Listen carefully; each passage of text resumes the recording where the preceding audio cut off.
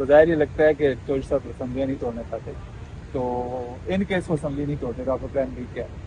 देखिए वो जो प्लान बी है वो इंशाल्लाह जुम्मे को दे देंगे, और हमें फ़र्क नहीं पड़ेगा।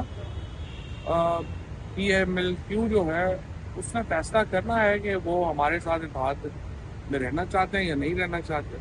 अभी तक हमें उन्होंने यही यकीन दिलाया है कि वो इत्तेहाद में रहना चाहते हैं और आगे चलना चाहते हैं। हमें उम्मीद यही है कि वो जुमे को एडवाइस जो है वो भेज देंगे असम्बली को। अगर नहीं भेजते तो फिर क्या करेंगे? नहीं भेजते तो फिर जुमे को बताएंगे आपके पास प्लान है? प्लान। अच्छा, दूसरा बाजवा साहब के बारे में उन्होंने बात की कि आपके ख्याल में जब खान साहब से मिल भी गए उसके बाद उनको इतना लंबा चौड़ा इंटरव्यू देना चाहिए था?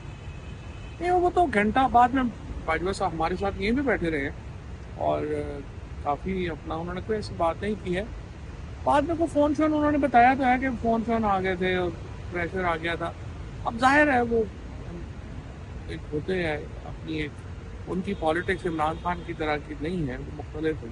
तो ठीक है, उनका एक व्यू है, वो रखें। जैसे राना सनाउल्लाह साहब कह रहे हैं कि इमरान खान साहब असम्बलियाँ तोड़ेंगे जिस दिन, हम इनके खिलाफ केस बना के इनको गिरफ्तार कर लेंगे।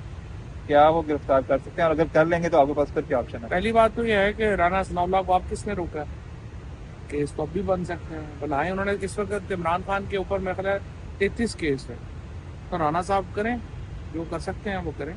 और दूसरी बात यह है कि राना साहब की कैपेसिटी नहीं है, ऐसी बातें ही हैं इनकी बोलने जो बातें। अच्छा, तो असम्बली में कौमी असम्बली से कब इस्तीफे दे रहे हैं और किस तारीख को जालियात देंगे? जुमेरात को इंशाल्लाह हम जा रहे हैं अपना रीएट्रेट करने। असम्बली में जाएंगे जब रात को और कहेंगे जी कि हमारे